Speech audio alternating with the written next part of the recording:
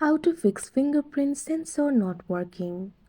Normally, if the fingerprint sensor is not working, wipe it or clean it. After that, it should work. If it still does not work, open the settings. Tap on the option Security. Tap on the option Face and Fingerprint Unlock. Enter your PIN in order to continue.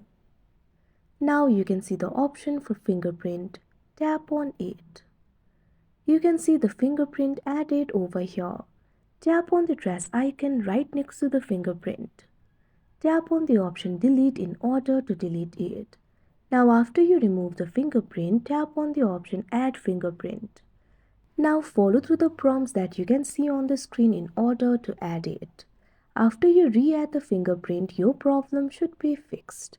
If it still does not work, there might be some software glitches. In that case, try checking for the software update. Open the settings again. In the settings interface, scroll down. Find the option for system and tap on it. Tap on the option software update. Now if the update is available, it will be shown over here. Tap on the option update.